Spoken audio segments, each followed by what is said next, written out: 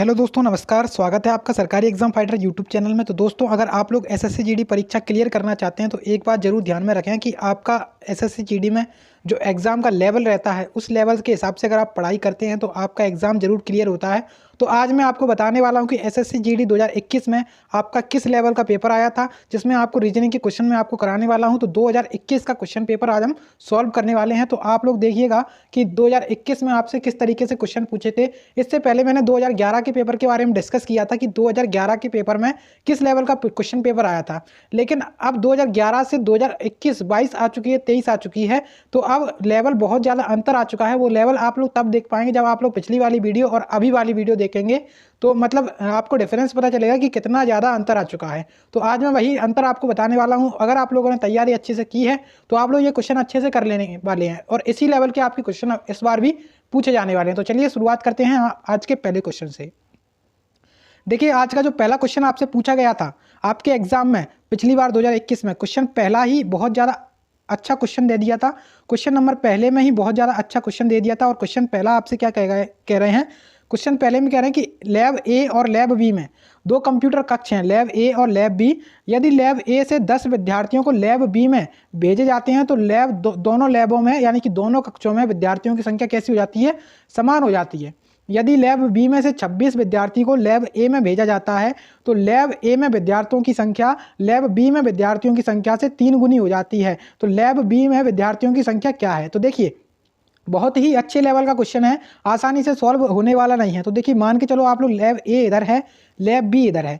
Lab ए में मान लो आप लोग एक्स विद्यार्थी हैं और लैब बी में मान लो वाई विद्यार्थी हैं। अब इसमें से ये कह रहे हैं कि लैब ए से 10 विद्यार्थी को लैब बी में भेजे जाते हैं, मतलब एक्स में से 10 विद्यार्थी चले गए और वाई में 10 विद्यार्थी जोड़ दिए गए। तो इनकी संख्या क्या हो गई, इनकी संख्या हो गई समान। ठीक है, इस तरीके से संख्या क्या हो गई, समान हो गई।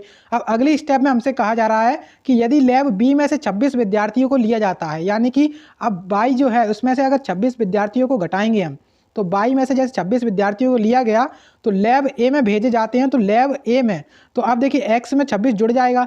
ठीक है, अब लैब ए में विद्यार्थियों की संख्या लैब बी में विद्यार्थियों की संख्या की कितनी हो गई, 3 गुनी हो गई, यानी कि यहाँ पे 3 गुना हो जाएगा। लैब ए में विद्यार्थियों की संख्या लैब बी की तुलना में 3 गुनी हो गई। अब इस इक्वेशन को हम सॉल्व करेंगे। तो इस इक्वेशन को सॉल्व करने के लिए x + 26 बराबर क्या हो जाएगा, x + 26 बराबर कितना हो जाएगा, यहाँ पे x + 26 बराबर हो जाएगा 3y माइनस 26 तीय कितना होता है, 26 तीय होता है 6 तीय 18 और 2 तीय 6 और 1 7, यानी कि 78 होता है। ठीक है, अब देखो इस इक्वेशन में x और y के मान को आपस में इंटरचेंज कर लेंगे हम। तो यहाँ से भी x और y का निकाल लेंगे। तो x - y कितना हो जाएगा, यहाँ से x - y, ये वाली इक्वेशन से x - y कितना हो जाएगा, x - y हो जाएगा 20। तो एक समीकरण ये बन गया। और उसी प्रकार से x - 3y बराबर कितना हो जाएगा, x - 3y बराबर हो जाएगा x - 3y बराबर कितना हो जाएगा, तो x - 3y बराबर हो जाएगा 78 और 26 कितना हो जाएगा, 104। ठीक है, 78 और 26 अगर हम आपस में जोड़ेंगे तो कितना होने वाला है, 104 हो जाएगा। लेकिन वो 104 जो होगा वो किसका होगा, माइनस का होने वाला है 104। ठीक है, तो अब हमारे पास जो इक्वेशन निकल के आई वो इस तरीके से निकल के आई, x - 3y बराबर माइनस का 104 है और x - y है यहाँ पे, और बराबर में कितना है, 20 है। अब इस इक्वेशन का मान तो आप लोग आसानी से निकाल सकते हैं। यहाँ से इसके चिन्ह को चेंज किया जाएगा तो यहाँ पे इसका मान आ जाएगा, तो x से x कट जाएगा। अब देखिए माइनस का 2y बचेगा इधर और माइनस का कितना हो जाएगा, यहाँ पे माइनस का हो जाएगा 124, माइनस का 124। तो अब यहाँ से माइनस भी कट गया और y का मान कितना आ जाएगा, तो y का मान आ जाएगा यहाँ पे कितना, 6 और 4। ठीक है, y का मान कितना आ गया, 64 आ गया। ठीक है, बाई का मान यहाँ पे कितना आ गया, 62 आएगा। ठीक है, 62 आएगा। इसका मान जो बाई है इसका मान कितना आने वाला है, 62 आने वाला है। और हमसे अब क्वेश्चन हमने देखा था कि बाई का मान 62 आ गया, यानी कि बी में विद्यार्थियों की संख्या पूछी गई थी और बी में हमने कितने विद्यार्थी माने थे, बी में माने थे 22। तो इस वजह से बाई का मान आ गया 62, यानी कि बी में कितने विद्यार्थी हैं, तो बी में 62 विद्यार्थी हैं। आंसर इसका हो जाएगा ऑप्शन नंबर पहला। तो अब आपने देखा होगा क्वेश्चन नंबर 1, इसको हमने सॉल्व किया और काफ़ी ज़्यादा अच्छा लेवल का क्वेश्चन दिया था इन्होंने। मतलब जो स्टूडेंट अच्छा होगा वही इस क्वेश्चन को सॉल्व कर पाएगा। तो क्वेश्चन भी काफ़ी ज़्यादा अच्छा लेवल का क्वेश्चन दे दिया था। और अब देखते हैं नेक्स्ट क्वेश्चन को। अब देखिए नेक्स्ट क्वेश्चन में आपसे पूछा गया था कि दिए गए पैटर्न को ध्यानपूर्वक अध्ययन करें और उस संख्या का चयन करें जो प्रश्नवाचक चिन्ह यानी कि जो क्वेश्चन मार्क है इसके स्थान पर आ सकती है। तो अगर आप इसको गौर से देखेंगे 5, 8 और यहाँ पे बहुत बड़ी संख्या हो रही है, उसी प्रकार से 6 और 7 यहाँ पे बहुत बड़ी संख्या हो रही है। अगर यहाँ पे देखें तो हम क्या कर सकते हैं उसको देखते हैं। तो अगर हमने इसका पैटर्न पहचाना तो इसमें बस कुछ नहीं किया, जो पहली जो अपनी संख्या है उसका किया गया है क्यूब। क्या किया गया है? क्यूब। तो 5 का क्यूब कितना होता है? 125। उसके बाद दूसरी जो संख्या है उसमें स्क्वायर कर दिया है, 8 का स्क्वायर कितना होता है? 64। अब इनको आपस में जोड़ दिया है तो यहाँ पे कितना हो जाएगा?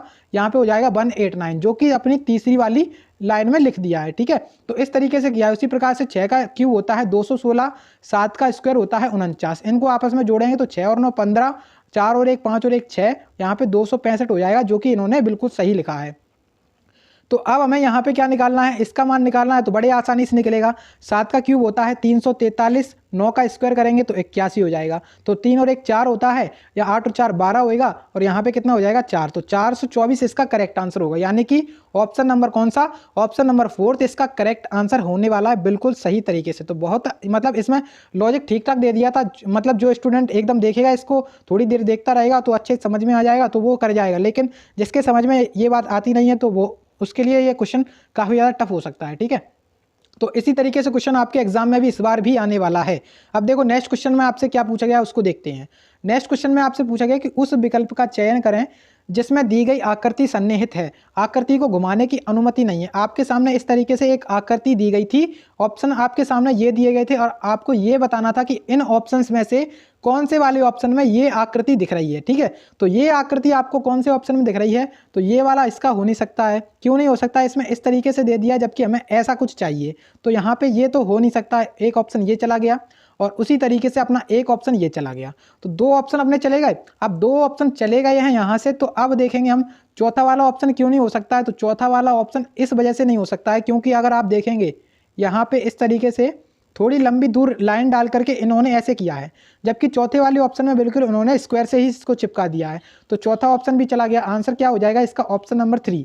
हालांकि इस ऑप्शन में जो ऑप्शन 3 है उसमें भी इन्होंने सही नहीं बनाया है, क्योंकि यहाँ पे अगर बीच में लाइन नहीं डाली जाएगी तो सेम आकृति कैसे दिखेगी? बीच में लाइन इन्हें डालनी चाहिए थी। ठीक है, लेकिन आंसर इसका ऑप्शन नंबर 3 ही होने वाला है, क्योंकि सभी ऑप्शन अपने क्या हैं? सभी ऑप्शन अपने गलत हैं, तो आंसर 3 ही इसका सही होने वाला है। अब देखो क्वेश्चन 4 में आपसे क्या पूछा गया है। क्वेश्चन 4 में पूछा गया है कि यदि दर्पण को निम्नलिखित आकृति के अनुसार AB पर रखा जाता है तो दी गई आकृति का दर्पण में निहित सही प्रतिबिंब बताइए। दर्पण में निहित सही प्रतिबिंब बताना है। तो सबसे पहले आपको बताया था मैंने, अभी अपनी क्लास ली थी रीजनिंग की, तो उसमें क्या बताया था? जो अपनी लेफ्ट की चीज़ होती है वो कहाँ पर जाती है? वो चली जाती है अपनी राइट में। ठीक है, अब लेफ्ट की चीज़ है वो राइट में चली जाएगी और राइट की चीज़ जाएगी लेफ्ट में। अब इसका मतलब ये है जो अपना डी है इसका मुंह अपना लेफ्ट साइड की साइड है ना, उसका मुंह अब राइट साइड होगा, यानी कि इस तरफ से हो जाएगा और डी बन जाएगा अपना बी। अब डी किस ऑप्शन में बी बनता हुआ दिख रहा है? तो एक ऑप्शन अपना ये वाला कट गया, एक ऑप्शन ये वाला कट गया और एक ऑप्शन ये वाला कट गया, क्योंकि इसमें डी सेम है, इसमें भी डी सेम है और इसमें भी डी सेम है, जबकि हमें चाहिए क्या? हमें चाहिए बी। तो इस वजह से आंसर क्या हो गया? ऑप्शन नंबर पहला इसका आंसर हो गया। ठीक है, तो इसमें ऑप्शन इन्होंने काफ़ी ज़्यादा आसान दे दिए थे, क्योंकि इन्हें भी टाइम मेंटेन पता है कि टाइम मेंटेन करवाना है बच्चों को। ठीक है, अब देखो क्वेश्चन नंबर 5, इसमें कह रहे हैं कि a प्लस बी का अर्थ क्या है?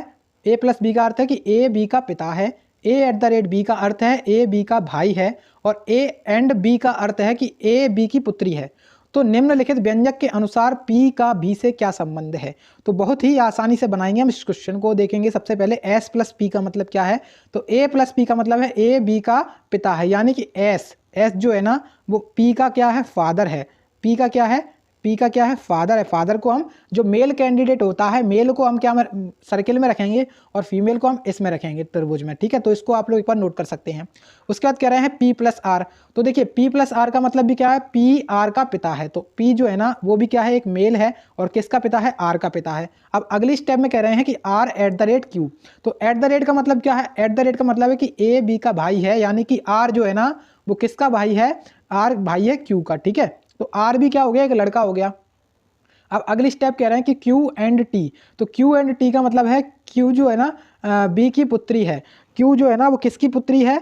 सॉरी, क्यू एंड टी का मतलब क्या है? ए एंड बी का मतलब क्या है? यहाँ पे ए बी की पुत्री है। उसी प्रकार से क्यू एंड टी का मतलब है कि क्यू किसकी पुत्री है? टी की पुत्री है। अब देखिए ये टी जो है ना महिला हो जाएगी और इनके पति हो जाएंगे पी। तो इस तरीके से ये हो गया।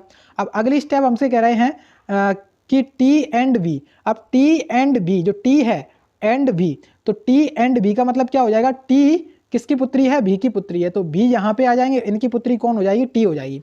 अब क्वेश्चन पूछा गया है कि पी का बी से क्या संबंध है, तो देखिए यहाँ पे टी क्या है, इसकी टी जो पी है ना उसकी पत्नी कौन है, टी है। उसी प्रकार से बी इसके माता या पिता हो सकते हैं, हमें इसके जेंडर के बारे में क्लियर नहीं है। लेकिन अगर हम बात करें कि पी क्या है इसका, तो पी जो है ना भी का क्या हो जाएगा, पी क्या हो जाएगा, भी का दामाद हो जाएगा। दामाद जो है ना वो इस क्वेश्चन का करेक्ट आंसर हो जाएगा। ऑप्शन नंबर 4 यहाँ पे दिख रहा है दामाद, वो इस वजह से राइट आंसर होने वाला है इस क्वेश्चन का। अब देखो नेक्स्ट क्वेश्चन को, तो नेक्स्ट क्वेश्चन आपने जैसे देखा यहाँ पे कुछ ना कुछ इसमें संबंध जरूर से दिख रहा है, लेकिन अब हमें यहाँ पे वो संबंध को पहचानना है कि वो संबंध आखिरकार है क्या। अगर हमने वो संबंध को पहचान लिया ना तो ये क्वेश्चन मात्र सेकंड्स का क्वेश्चन है। तो जैसे हम देखें यहाँ पे कितना लिखा है, 195 लिखा है। इसको अगर हम डिवाइड दें 16 से तो कितने बार जाएगा, 16 एकम 16, ठीक है। तो 16 एकम 16 बचेगा कितना, 3 बचेगा यहाँ पे। इसका संबंध हमें पता नहीं चल रहा है क्योंकि डिवाइड भी इसमें पूरा पूरा नहीं जा रहा है, ठीक है। लेकिन अगर हम देखें यहाँ पे 16 और 195 लिखा है, और यहाँ पे देखें 19 273 लिखा है, 21 लिखा है यहाँ पे। तो अगर हमने देखा यहाँ पे 27 273 देखा और 21 देखा, इसमें हमने देखा कि 21 का भाग जा रहा है क्या, तो 21 एकम 21 बची 3 बची 6 और 21 ये 63, तो ये 13 बार भाग चला गया। इसमें कितनी बार भाग चला गया, इसमें 13 बार भाग चला गया। उसी प्रकार से अगर हम देखें यहाँ पे 13 का भाग मतलब 13 का इसमें गुणा करके देखें तो क्या जा रहा है यहाँ पे, तो 195 का अगर 13 से भाग दिया जाएगा तो 13 एकम 13 और 13 पंजे 65, कितना हो गया, 13 एकम 13 13 पंजे 65, यानी कि 13 एकम 13 बची 6 यहाँ पे, और 13 पंजे कितना होता है, 65 होता है। तो यहाँ पे तो 16 लिखा है, मतलब ये लॉजिक क्या हो रहा है, थोड़ा सा हमें फेल नज़र आ रहा है ये लॉजिक। तो देखो अब ये लॉजिक हमें फेल किस वजह से नजर आया, इस वजह से नजर आया कि इसमें भी इन्होंने डिफॉल्ट दिया है टाइपिंग में। यहाँ पे क्या है, 15 है, 15 जब आएगा यहाँ पे तभी इसका मान आने वाला है 13, ठीक है। यानी कि जो दूसरी संख्या है अगर उसमें हम 13 का मल्टीप्लाई कर देते हैं तो ये संख्या आ जाती है। तो दूसरी संख्या में हमने क्या करना है, 13 का मल्टीप्लाई करना है। अब देखिए 19 जैसे हमारे सामने लिखा हुआ है, उसके बाद हम 19 में अगर 13 का मल्टीप्लाई करेंगे तो हमारे सामने नई संख्या बन के आ जाएगी। तो 13 में कितना होता है, 117 बची हासिल, 11 अपने पास, और 13 एकम 13 और 11 होता है यहाँ पे 24। तो यहाँ पे 247 जो है ना वो इसका आंसर होने वाला है, ऑप्शन नंबर पहला। आप लोग इसको एक बार सुधार कर लीजिए, कितना होने वाला है, यहाँ पे 15 है, ठीक है, 15 है यहाँ पर, 16 नहीं है, 16 गलत है। आप लोग जब तक इसको सॉल्व करते रह जाएंगे लेकिन ये सॉल्व होएगा ही नहीं क्योंकि यहाँ पे गलत टाइपिंग हुई है, यहाँ पे क्या है 15 है, ठीक है। अब देखो क्वेश्चन नेक्स्ट क्वेश्चन आपसे कह रहा है स्वेटर का जो संबंध ऊन से है, स्वेटर जो है ना उसका संबंध ऊन से है, सिक्के का संबंध किससे होगा। तो जैसा कि आप सभी लोग जानते हैं कि स्वेटर जो होता है वो किससे बनता है, ऊन के द्वारा बनाया जाता है स्वेटर। उसी प्रकार से जो सिक्का होता है उसको हम किससे बनाते हैं, तो उसको बनाया जाता है धातु से, धातु से उसको बनाया जाता है। यानी कि आंसर क्या हो जाएगा, 4, ऑप्शन नंबर 4 धातु इसका करेक्ट आंसर हो जाएगा। अब देखो नेक्स्ट क्वेश्चन आपसे बोल रहा है कि एक कागज को एक विशेष तरीके से मोड़ा जाता है और उसमें कई सारे छेद बनाए जाते हैं। जब कागज को खोला जाता है तो वह प्रश्न आकृति की तरह दिखता है। यानी कि आपके सामने जो आकृति दिखी है प्रश्न में, उस तरीके से आकृति जब होगी जब खोलेंगे कागज को। अब हमसे क्वेश्चन में ये कह रहे हैं कि हम कागज को कैसे मोड़ें कि हमारी ये वाली आकृति नजर आए। तो जैसे अगर आप इसको गौर से देखेंगे कि हमें आंसर में क्या लगाना है, इस तरीके से इतनी आकृति तो आप इसको देख सकते हैं, मतलब इतनी आकृति हमें दी गई है तो इतनी आकृति सेम मिला लीजिए आप किस ऑप्शन में है। तो आप देखेंगे यहाँ पे कि ये वाला ऑप्शन हो गया इसमें गलत, और ये वाला ऑप्शन देखेंगे अगर पहला वाला, तो इसमें इन्होंने बनाया तो है लेकिन इसमें छोटे बड़े कर दिए, मतलब इधर का बड़ा होना चाहिए था, इधर का छोटा होना चाहिए था, तो ये भी गलत हो गया। और ये इसमें समान कर दिए तो ये भी गलत। 4 ऑप्शन जो है ना वो इसका करेक्ट आंसर है। तो ऑप्शन नंबर 4 जो है ना वो यहाँ पे इसका करेक्ट आंसर है। अब देखो नेक्स्ट क्वेश्चन को, तो ये क्वेश्चन भी काफ़ी ज़्यादा अच्छा क्वेश्चन है। इसमें कह रहे हैं अक्षरों के उस संयोजन का चयन करें जिसे दी गई आकृति दी गई श्रृंखला में रिक्त स्थानों की पूर्ति रिक्त स्थानों पर क्रमिक रूप से रखने पर श्रृंखला पूरी हो जाएगी। अब देखेंगे आप ऑप्शन, मतलब यहाँ पे देखें इनको सबसे पहले आप क्या करेंगे, गिन लेंगे कि ये टोटल कितने हैं। तो 1 2 3 4 5 6 7 8 9 10 11 12 13 14 15। अब देखिए ये 15 जो है ना, तो 15 अगर आपके सामने आया तो इनको 3-3 पेयर में डिवाइड कर लीजिए, 3-3 के पेयर में डिवाइड कर लीजिए। तो 3-3 के पेयर में मैंने इनको क्या कर लिया है, डिवाइड कर लिया है। अब आपको यहाँ पे भरना है कि हम देखें कि कौन सा इसमें भर सकते हैं। तो जैसे अगर हमने देखा यहाँ पे पहला वाला ऑप्शन उठाया, तो पहले वाले ऑप्शन से हमने जैसे ही उठाया यहाँ पे यू रखा और यहाँ पे हमने रखा आर और यहाँ पे हमने रखा टी और यहाँ पे रखा एस, फिर यहाँ पे फिर से एस रखे जाएगा और यहाँ पे लास्ट में आर। तो अगर आप देखें कि आर यू टी, फिर से आर टी यू, फिर टी एस आर, और यहाँ पे मतलब कुछ भी लॉजिक यहाँ पे बन रहा है क्या? तो क्या लॉजिक यहाँ पे बन रहा है आप जरा इसको देखेंगे। तो अगर आपने देखा यहाँ पे बिल्कुल भी लॉजिक नहीं बना, लेकिन अगर उसी तरीके से अगर हम सेकंड वाला ऑप्शन उठाएं, तो सेकंड वाला जैसे ऑप्शन उठाया हमने, तो यहाँ पे रखेंगे एस, क्या रखेंगे? एस रखेंगे। इसके बाद फिर से यहाँ पे एस रखेंगे, इसके बाद यहाँ पे टी रखेंगे, यहाँ पे यू रखेंगे और यहाँ पे आर रखेंगे और यहाँ पे फिर से आर रखेंगे। तो अब आपने देखा यहाँ पे कि ये आर एस टी है और एस टी यू आर, फिर यू आर एस और आर एस टी। तो ये लॉजिक बिल्कुल सही हो गया, क्योंकि आप जब देखेंगे यहाँ पे कि आर जो है ना, जो पहली संख्या है अगली स्टेप में जाकर के गायब हो जा रही है। कैसे गायब हो रही है? एस टी तो है यहाँ पे, तीसरी संख्या नहीं आ गई, फिर टी यू तो है यहाँ पे, तीसरी संख्या नहीं आ गई, अब यू आर है यहाँ पे, तीसरी संख्या नहीं आ गई। तो इस तरीके से हो रहा है, यानी कि आंसर जो ऑप्शन अपना 2 है वो इसका करेक्ट आंसर हो जाएगा। अब देखो नेक्स्ट क्वेश्चन को, तो ये क्वेश्चन भी काफ़ी ज़्यादा अच्छा क्वेश्चन है। इसमें कह रहा है कि एक विशिष्ट कूट भाषा में जो अपने सामने एक वर्ड दिया गया है, इसको क्या कहते हैं? डीएक्टिवेशन। डीएक्टिवेशन को इस तरीके से इन्होंने कोड किया है, तो यहाँ पे फैसिलिटेशन को कैसे कोड किया जाएगा ये आपको बताना है। तो देखिए इसको करते हैं सॉल्व और अपना आंसर निकालने की करते हैं कोशिश। तो अगर हम देखें यहाँ पे डीएक्टिवेट की स्पेलिंग को लिख करके DEACTIVATION, ठीक है। तो इस तरीके से आप लोग लिख सकते हैं आगे। मैं यहाँ पे आपको सीधा सीधा इसका लॉजिक बताऊंगा। तो इन्होंने क्या लिखा है? CAE और D और A। अब देखिए यहाँ पे इन्होंने इसमें ये किया है कि V लिखा है, फिर उसके बाद फिर I लिखा है, फिर T लिखा है, फिर N लिखा है, फिर O लिखा है, इस तरीके से आगे बढ़ते गए हैं।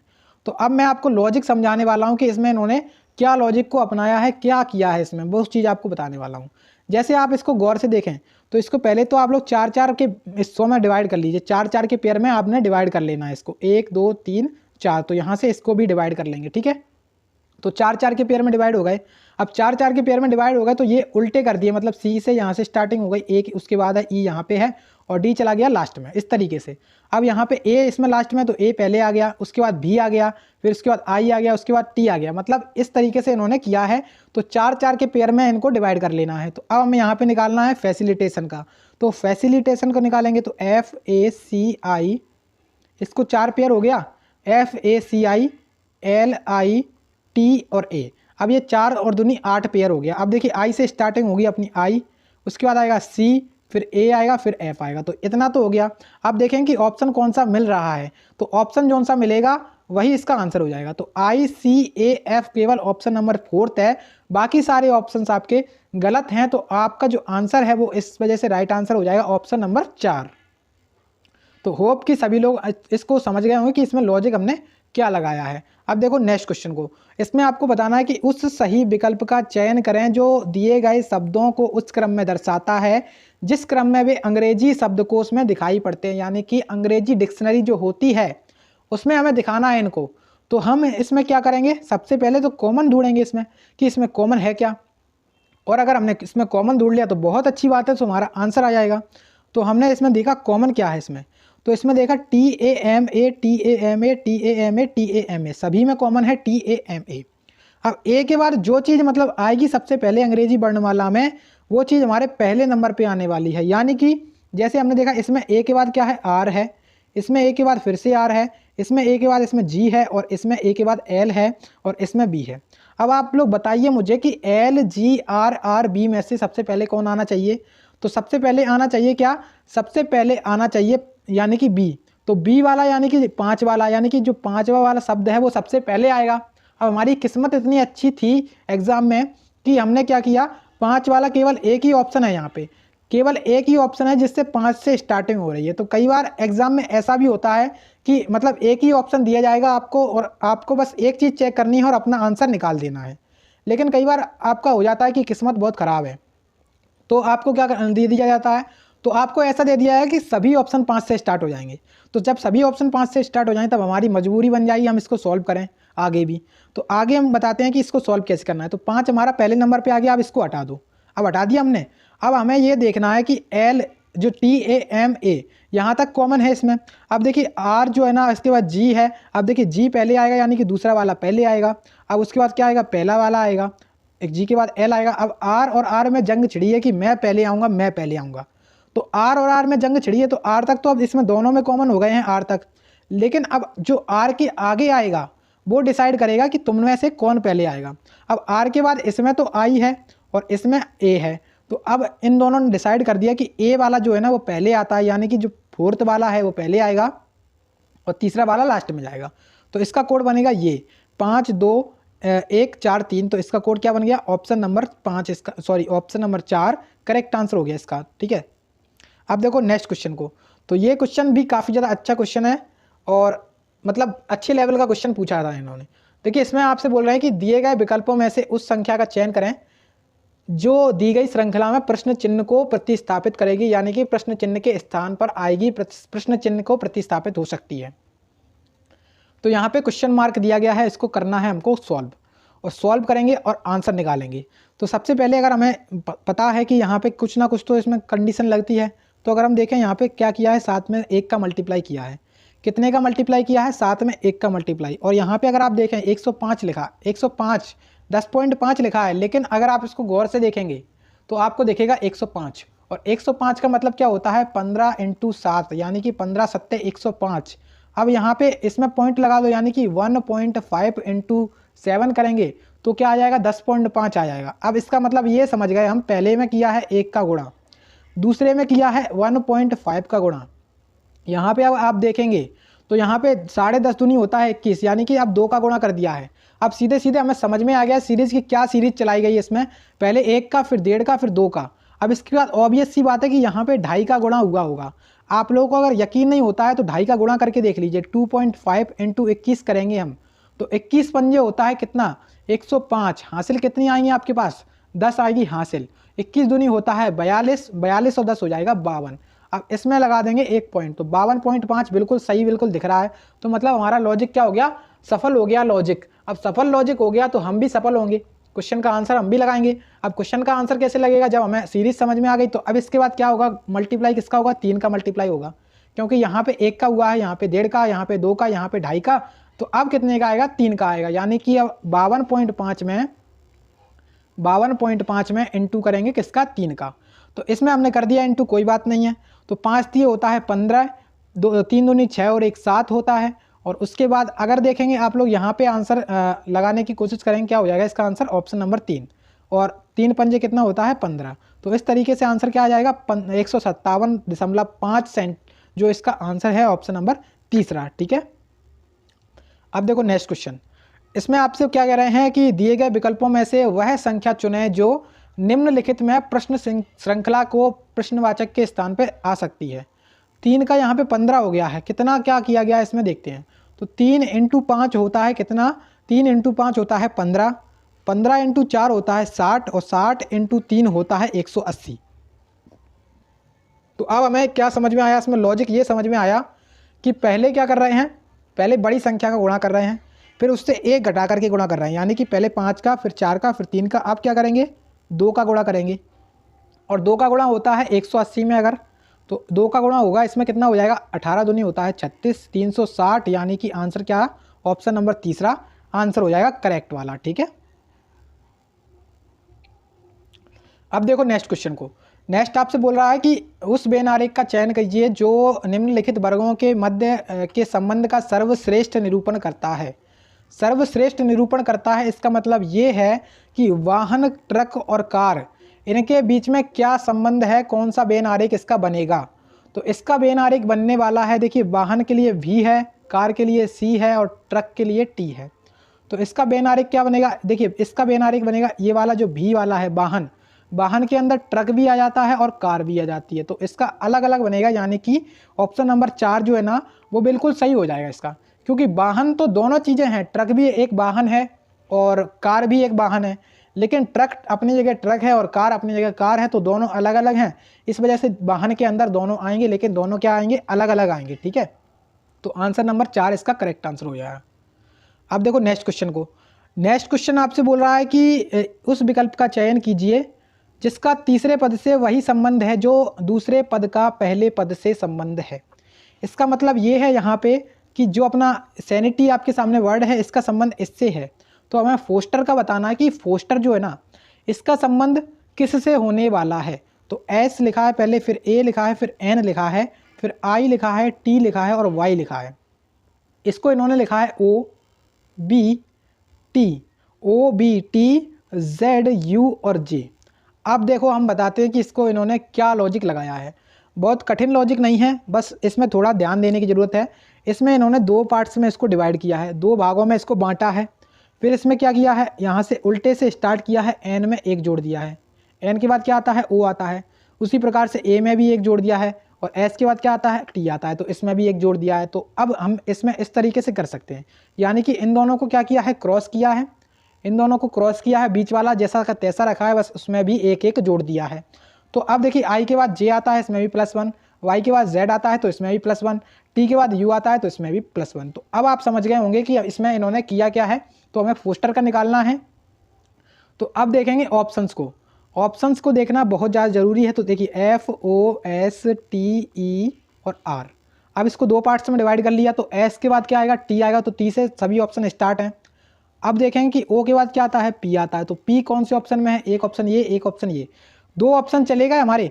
अब टी के बाद क्या आएगा, टी के बाद आएगा लास्ट में यू, तो यू से लास्ट हो गया, यानी कि यहाँ पे ये वाला भी ऑप्शन चला गया। ऑप्शन नंबर कौन सा बचा, दूसरा ऑप्शन बचा है यहाँ पे, तो आंसर भी दूसरा ऑप्शन हो जाएगा, आपको आगे चेक करने की जरूरत नहीं है। देखो अब नेक्स्ट क्वेश्चन को, नेक्स्ट क्वेश्चन आपसे कह रहा है कि 4 अक्षर समूह दिए गए हैं जिनमें से 3 किसी न किसी प्रकार से एक समान है और उनमें से एक भिन्न है। उस भिन्न का चयन करें, उस भिन्न अक्षर समूह का चयन करें, यानी कि ऑड वन आउट, विषम का निकालिए, विषम। तो अगर आप देखें यहाँ पे कि P, उसके बाद V और उसके बाद Y, P V Y देखेंगे आप लोग, तो P आता है 16 पे और V आता है अपना 22 पे और जो Y है वो आता है 25 पे। तो इनके बीच का अंतर देखें, अगर 16 और 6 कितना होता है, 22 होता है, और 22 और 3 होता है 25, मतलब पहले में 6 दूसरे में 3 जोड़ा, ठीक है। उसके बाद अब इसको भी देख ले, तो F L और O, तो F आता है 6 पे, L आता है 12 पे, O आता है 15 पे। इसमें जोड़ा है 6, इसमें जोड़ा है कितना, 3। तो ये वाला लॉजिक और ये दोनों लॉजिक हो गए समान। तो अब देखेंगे ऑप्शन नंबर ये वाला, तो L R और U। तो इसमें देखा हमने 12 और ये 18 पे और ये 21 पे। अब देखिए 12 और 6 होता है 18, 18 और 3 होता है 21। तो बिल्कुल सेम लॉजिक है, तीनों में सेम लॉजिक है, तो ऑब्वियस सी बात है एक ही बचा है ऑप्शन, इसमें क्या होगा, इसमें होगा अलग लॉजिक। तो आंसर क्या हो जाएगा इसका, ऑप्शन नंबर 3 इसका आंसर हो जाएगा। अब मैं इसका लॉजिक भी दिखा देता हूँ कि इसमें इन्होंने किया क्या है, G M और Q। तो अगर आप देखें यहाँ पे G आता है 7 पे, M आता है 13 पे, Q आता है 17 पे। तो 7 और 6 तो 13 होता है, लेकिन यहाँ पे 3 जोड़ना चाहिए था, इन्होंने जोड़ा कितना है, 4 जोड़ा है, क्योंकि 13 और 4 होता है 17। इस वजह से यहाँ पे ये लॉजिक इसमें फेल हो गया। तो आंसर क्या हो गया, यही इसका आंसर हो गया। अब देखो नेक्स्ट क्वेश्चन को, नेक्स्ट क्वेश्चन आपके कथन और निष्कर्ष से है, क्वेश्चन नंबर 17 कथन और निष्कर्ष से, जो कि आपको आगे मिलेगा। कथन कह रहा है, पहला कथन आपके सामने कह रहा है कि कुछ टैबलेट स्मार्टफोन हैं, मतलब जो टैबलेट हैं, टैबलेट क्या हैं, इनमें से कुछ भाग क्या है, स्मार्टफोन है, स्मार्टफोन है। अगली स्टेप में कहा गया है कि सभी स्मार्टफोन मोबाइल फ़ोन है, यानी कि सभी स्मार्टफोन मोबाइल फ़ोन है, मतलब जितने भी स्मार्टफोन है वो क्या हैं, मोबाइल फ़ोन है। तो मोबाइल को MOBILE। अब देखिए यहाँ पे निष्कर्ष ये दिया गया है, पहला निष्कर्ष दिया गया है कि कुछ मोबाइल फ़ोन टैबलेट हैं। अगर हम मोबाइल फ़ोन की बात करी जाए तो यहाँ पे डार्क जो पार्ट आपको बना के दिखा रहा हूँ मैं, वो किसके अंदर जा रहा है, वो जा रहा है टैबलेट के अंदर, और वो है किसका भाग, वो है मोबाइल का भाग। यानी कि इसका मतलब ये होगा कि कुछ मोबाइल फ़ोन टैबलेट हैं, ये बात बिल्कुल सत्य है। अब दूसरा निष्कर्ष देखते हैं। दूसरा निष्कर्ष कह रहा है कि कुछ मोबाइल फ़ोन स्मार्टफोन हैं। अब देखिए कुछ मोबाइल फ़ोन स्मार्टफोन है, वो हमें कैसे पता चलेगा, अगर हम इसमें से बीच में से एक लाइन डालें, बीच में से एक लाइन डालें तो इसके अंदर होकर के जा रही है, स्मार्टफोन के अंदर होकर के, तो मोबाइल की लाइन स्मार्टफोन के अंदर होकर के जा रही है। इसका मतलब ये है कि कुछ मोबाइल फ़ोन स्मार्टफोन है। इसका आंसर क्या हो जाएगा, मतलब दोनों चीज़ें सही हैं, निष्कर्ष 1 और निष्कर्ष 2 दोनों अनुसरण करते हैं। आंसर हो जाएगा ऑप्शन नंबर 2। अब देखो क्वेश्चन 18 में आपसे कहा गया है कि एक ही पासे की 2 अलग अलग स्थितियां दी गई हैं। इसमें 1 से लेकर के 6 तक संख्या अंकित की गई हैं। उस संख्या का चयन करें जो 6 वाले पृष्ठ के विपरीत पृष्ठ पर होगी। तो देखिए भाई इसको करते हैं सॉल्व।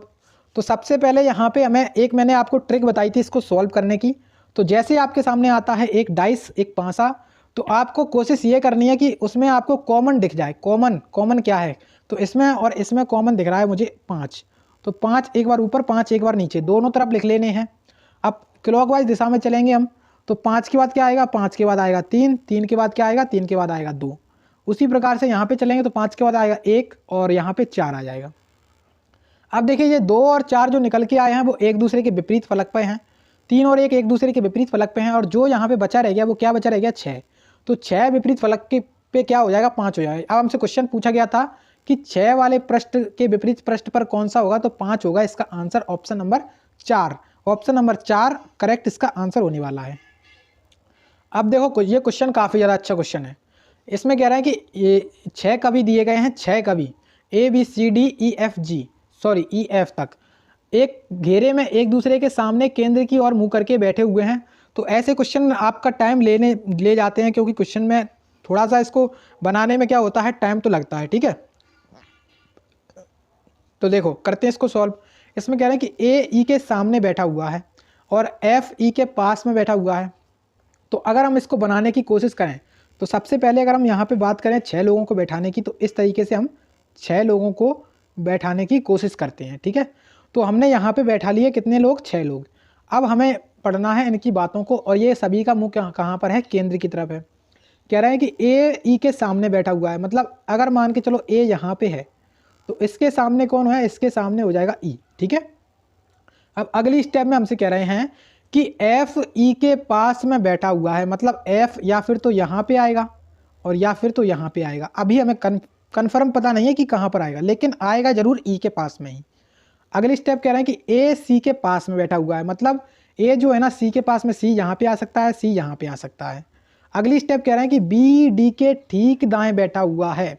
अब इसका मतलब ये हुआ कि डी के ठीक दाएं बैठा हुआ है। अगर मान के चलो कि डी को अगर हम यहाँ पे बना देते हैं, तो डी को मान के चलो अगर हमने यहाँ पे बना दिया तो यहाँ पे क्या आ जाएगा, बी आ जाएगा। यहाँ पे क्या आ जाएगा, बी आ जाएगा। और एफ हमारा पोजीशन फिक्स हो गई इसकी, एफ की, ठीक है। उसके बाद सी की भी पोजीशन फिक्स हो गई। तो मतलब बैठ गए चारों लोग, 6 लोग बैठ गए, बस हो गया सामने। और क्या कह रहे हैं कि सी बी के सामने बैठा हुआ है। ये बात हो गई बिल्कुल सत्य, क्योंकि देखिए बी यहाँ पे है, सी यहाँ पे है, ये एक दूसरे के सामने बैठे हुए हैं। उसी प्रकार से जैसे कि ए ई के सामने और एफ जो है ना वो डी के सामने बैठा हुआ है। अब क्वेश्चन में ये कहा गया है कि बी के बाएं 5वें स्थान पर कौन बैठा हुआ है।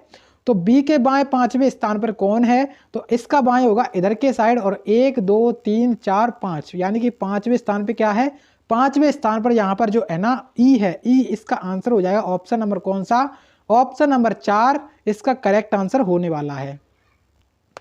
अब देखो नेक्स्ट क्वेश्चन को। तो नेक्स्ट आपसे बोला गया कि अर्पिता, चेतन, इंसिया, लोहित, मानवी और युक्ति एक गोल मेज के परतः इसके केंद्र की ओर अभिमुख होकर के बैठे हुए हैं। चेतन ठीक मानवी के दाएं पड़ोस में बैठा हुआ है।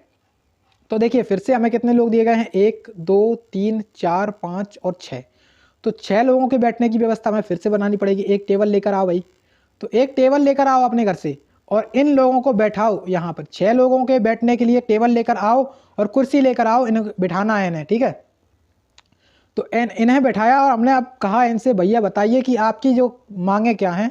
तो इन्होंने ये कहा कि जो चेतन है वो मानवी के ठीक दाएं पड़ोस में बैठना चाहिए। तो मैंने कहा ठीक है भाई, मानवी को यहाँ पे बैठा देते हैं। अगर तो मैंने कहा मानवी को अगर यहाँ पे बैठा देते हैं तो इनके ठीक दाएं में यहाँ पे कौन हो जाएंगे, चेतन भाई साहब हो जाएंगे। मैंने कहा बस ठीक है और कोई बात नहीं है। उसके बाद कह रहे हैं कि अर्पिता ठीक इंसिया और युक्ति के बीच में बैठी हुई है। कौन बैठी हुई है, अर्पिता ठीक इंसिया और युक्ति के बीच में बैठी हुई है, और युक्ति ठीक मानवी के दाईं और दूसरे स्थान पर बैठी हुई है।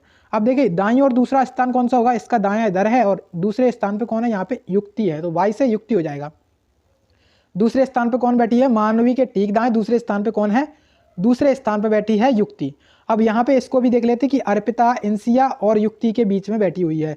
तो देखिए इंसिया और युक्ति के बीच में बैठी हुई है, यहाँ पे कौन है, अर्पिता, अर्पिता, अर्पिता, ठीक है, अर्पिता।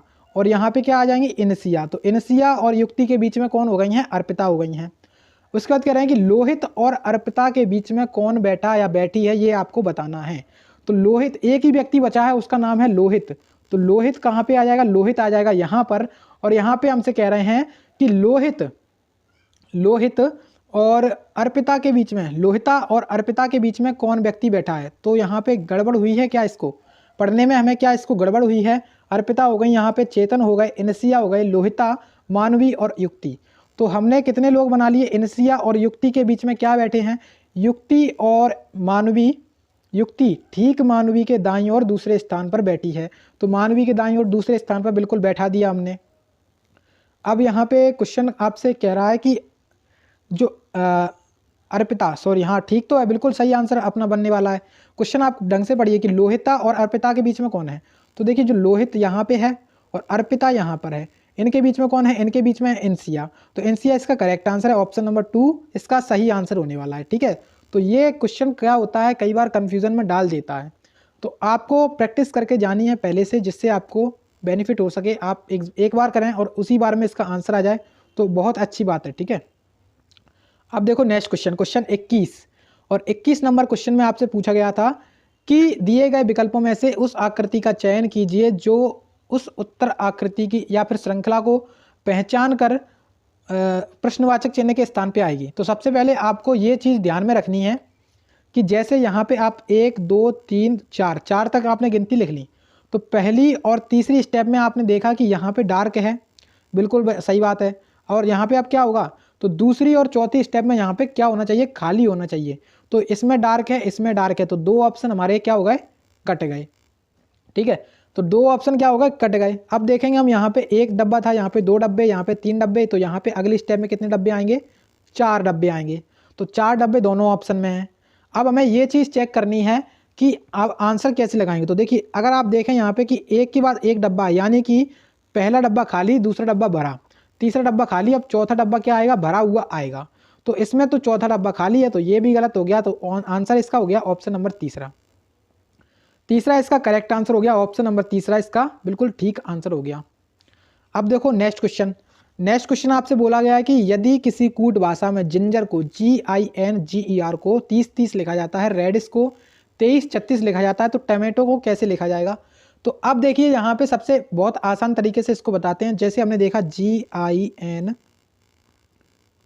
जिंजर, तो जिंजर देखा हमने यहाँ पे, तो जी अपना देखिए यहाँ पे, अब इसको 2 पार्ट्स में डिवाइड कर लो। तो जी आता है 7 पे, I आता है 9 पे, ये आता है N 14 पे। अब इसको अगर आपस में जोड़ा जाएगा तो 14 और 9 कितना हो जाएगा, 23, 23 और 7 हो जाएगा 30। तो 30 यहाँ पे हो गया। उसी प्रकार से 7 पे जी आता है, 5 पे आएगा अपना E, और R कितने पे आएगा, 18 पे। तो 18 5 23, 23 और 7 फिर से 30 हो गया। तो अब आप समझ गए होंगे कि 30 इसमें इन्होंने किया कैसे है। तो पहले तीनों को आपस में जोड़ लिया है और अगले तीनों को आपस में जोड़ लिया है। तो इस तरीके से इन्होंने इसको बनाया है। तो अब मैं निकालना इसी तरीके से इसमें भी किया है, तो उसको भी आप लोग चेक कर सकते हैं, लेकिन ज़रूरत नहीं है उसको चेक करने की। तो टमाटो का बताना है, तो टमाटो में TOM और ATO अलग अलग हो जाएगा।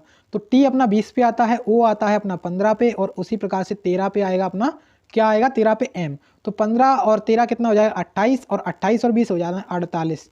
अब 48 से स्टार्टिंग होगी, 48 से केवल एक ही ऑप्शन स्टार्ट है, इस वजह से राइट आंसर क्या हो गया, ऑप्शन नंबर 4 इसका राइट आंसर हो गया। अब देखो नेक्स्ट क्वेश्चन को, इस क्वेश्चन को सॉल्व करने के लिए आपको बोर्ड मास नियम आना चाहिए। इसमें A का अर्थ प्लस है, B का अर्थ माइनस है, C का अर्थ गुणा है, और D का अर्थ क्या है, डिवाइड है। तो दिए गए व्यंजक का मान बताइए। तो बहुत आसान से तरीके से करेंगे, बस इसमें आपको एक मतलब क्या करना है, इसमें प्लस माइनस चेंज करना है। तो A का मतलब क्या है, प्लस है, तो यहाँ पे प्लस लगा दिया। और उसके बाद जो C है, C का मतलब क्या है, C का मतलब है गुणा, यहाँ पे गुणा लगा दिया। अब 17 है, 17 यहाँ पे लिख देंगे। और B का मतलब क्या है, B का मतलब है माइनस 6 लिख देंगे यहाँ पे, और B का मतलब माइनस और 24 लिखेंगे। और 1 का मतलब क्या है, A का मतलब है प्लस और 28, और D का मतलब क्या है, D का मतलब है डिवाइड। तो 28 डिवाइड बाई होगा यहाँ पे 7 से, तो कितना बचेगा, 4 बचेगा। तो इस इक्वेशन का मान कितना आ जाएगा, 4 आ जाएगा। तो यहाँ पे डायरेक्ट हम 4 लिख देते हैं। अब देखिए 17 में से 6 जाएगा, कितना बचेगा, तो 17 में से 6 जाएगा, बचेगा 11, यानी कि 12 प्लस 9 इंटू 11 माइनस 24 प्लस 4। तो इसका मान ये आ गया। अब 11 निम्न में होता है 99, 99 और 12 कितना होगा, 99 और 10 जोड़ेंगे अगर आप लोग तो 109, 109 और 2 हो जाएगा 111। अब 111 में एक 4 जोड़ा जाएगा तो 115 हो जाएगा और उसमें से 24 घटा देंगे तो 115 में से हम 24 को घटाएंगे तो यहाँ पे बचेगा 1, यहाँ पे बचेगा 11 में से 2 गया 9, यानी कि 91 बचेगा। तो 91 ही हमारा आंसर हो जाएगा। ऑप्शन नंबर कौन सा, पहला वाला इसका करेक्ट आंसर हो जाएगा। अब देखो क्वेश्चन नंबर 24 पूछा गया था आपसे, ज़ॉम्बी को यहाँ पे इस तरीके से कोड किया है, फ्लेक्स को इस तरीके से कोड किया है, प्रोडक्ट का पूछ रहे हैं कि प्रोडक्ट का कोड क्या होगा। तो सबसे पहले देखिए फ्लेक्स को देख लेते हैं हम। तो फ्लेक्स में देखा हमने F L E और X, तो फ्लेक्स में देखा हमने F L E X, तो इसको देखेंगे E लिखा है पहले, फिर F लिखा है, फिर L लिखा है और X लिखा है। तो इसमें इन्होंने कुछ नहीं किया है, जो इनमें क्या किया है, जो अंग्रेजी ऑर्डर होता है उस क्रम में लिखा है, यानी कि सबसे पहले E आएगा, उसके बाद F, फिर L, इस तरीके से चला है। यानी कि यहाँ पे F 6 नंबर पे, L 12 पे, E 5 पे, X 24 पे। तो X सबसे लास्ट में गया, सबसे छोटा कौन है 5 है, तो 5 पहले आया, उसके बाद 6, फिर 12, फिर 24, इस तरीके से हुआ है। ठीक है, तो हमें बताना किस में है, प्रोडक्ट में बताना है। तो PRODUC और T, तो सबसे पहले क्या आएगा, C आएगा, उसके बाद क्या आएगा, D आएगा। तो C और D तो सभी ऑप्शन में है। उसके बाद क्या आएगा, O आएगा 15 नंबर पे, P आएगा 16 नंबर पे, R आएगा 18 नंबर पे, उसके बाद U आएगा, सॉरी उसके बाद U नहीं आएगा, T आएगा और लास्ट में जाएगा U अपना। तो आंसर क्या हो गया, CDOP। अब CDOP कौन सा ऑप्शन है, ऑप्शन नंबर पहला, केवल ऑप्शन नंबर पहला इसमें है, इस वजह से राइट आंसर क्या हो गया, ऑप्शन नंबर पहला इसका राइट आंसर हो जाएगा। ठीक है, तो आई होप कि आप सभी लोगों को लॉजिक समझ में आ गया होगा। अब देखिए आज का लास्ट क्वेश्चन। तो आज का लास्ट क्वेश्चन आपसे पूछा गया था आपके ही एग्जाम में, जिसमें आपसे एक सीरीज दी गई थी, अगली सीरीज आपको बतानी थी। तो अब यहाँ पे देखेंगे आप, M के बाद Q हुआ है, U हुआ है और Y हुआ है। तो आपको पहला लेटर चेक करना है।